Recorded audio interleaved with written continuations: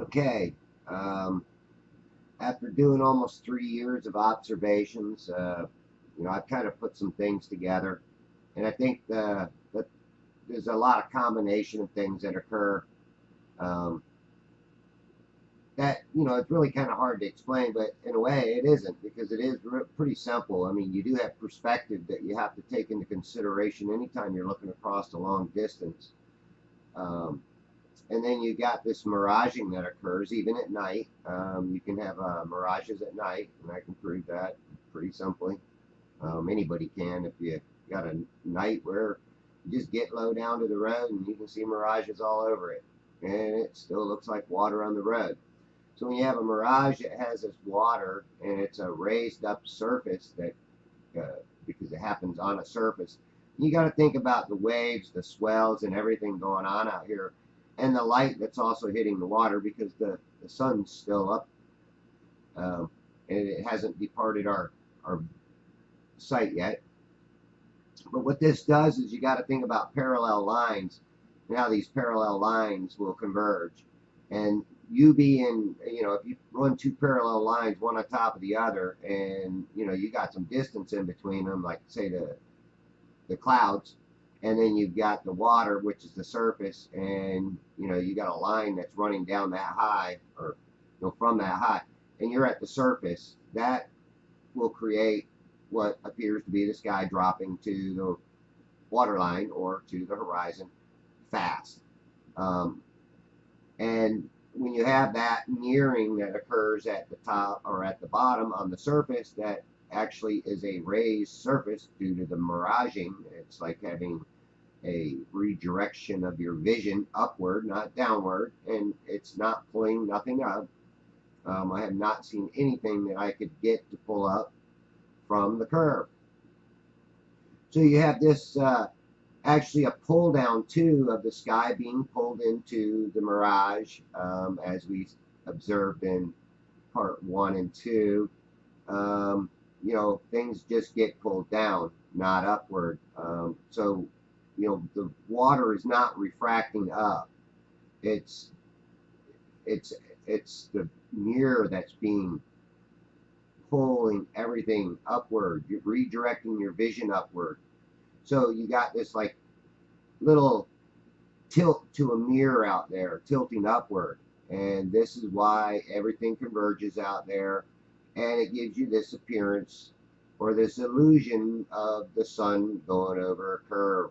But if you really observe it and you pay really close attention to it, you do see it actually just getting farther and farther away from us.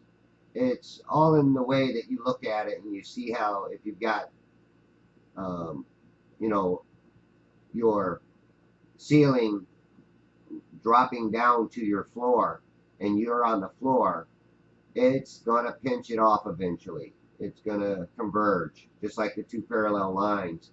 As these two parallel lines converge, of course, you're not going to see anything beyond that convergence. And that convergence is everything's getting smaller and smaller and smaller and smaller until you can no longer see it. And that's what you will observe within this. I look at it and see this mirroring going on, and it's obvious right here. You can obviously see the mirroring. The big cloud to the left is really a reflection of itself underneath, as you see this cloud in the center being reflected underneath it. This is the convergence point, and if you do any experiments with some lighting and some mirrors, and you will see how this is an illusion. It's like at the end of the tunnel, where you're looking down, say, a long, long tunnel, and you no longer can see the light at the end of the tunnel because the tunnel's too long. So what's happening is your walls and your ceiling are enclosing in on itself and to the vanishing point, to where you can no longer see that light until you get closer. or maybe even if you went higher up and centered yourself, maybe you'd see a glimpse of it. You know, you centered yourself between the ceiling and the floor. Right at the very center of that pipe, you might be able to see, well, you would see farther. Because if you continued in that direction, you would be able to see it. So the higher up I go, of course, I will see farther through that tunnel. Now, you're watching this, and as I see it, it's just getting smaller and smaller and smaller in that convergence point, at that convergence point. And this is what gives us this illusion. As you see again, boom, to the vanishing point, out of the tunnel. It'd be like a car driving down the tunnel backwards, and where you're seeing its headlights, and you'll get so far to where you no longer can see those headlights. That's pretty simple when you really think about it. So in turn, you know, just look with your eyes and believe what you see. And then if you are any kind of a surveyor, or, you know, if you ever ran parallel lines, you would see that if you ran them far enough, they would eventually converge or appear to converge. And that's what it is. It's just an appearance of a convergence, but they never do converge. It's the illusion that they're converging. And again, once you get past that convergence point, you no longer can see past it. That's just plain and simple. And that's why you can't see around across the flat surface. You're not going to be able to see that far. All these things play a role. Perspective, the mirroring, the distortion, the density of the air, everything plays a role. Angular resolution. Because you know, I'm looking across the Gulf of Mexico. You think I'm going to see Mexico? Come on, it's going to be so small that it's going to be past that convergence point to begin with. And then, of course, you've got this slanted up mirror that's causing everything to be pulled down into it and mirror itself right to that vanishing point. What can I say? You know, again, I haven't been very good at making videos. I don't use a lot of music. I just try to do observational videos.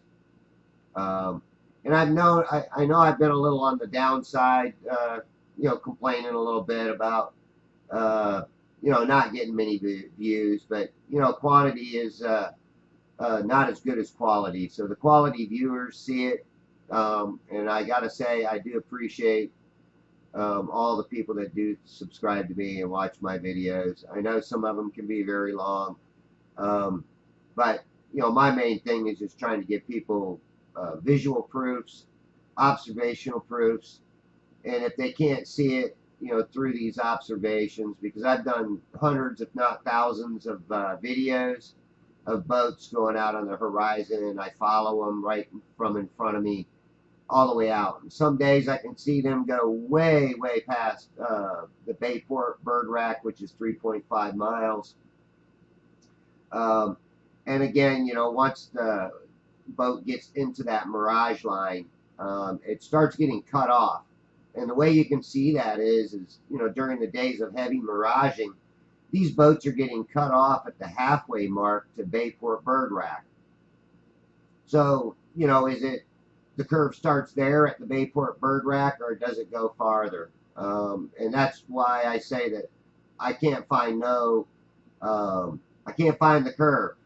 That ain't the curve out there. It's too straight. Because if I got a curve going 3.14 miles out in front of me, then I'd have to have it going left to right of me, and left to right of me on angles that I'm looking, I'm seeing a lot farther than what I should be. On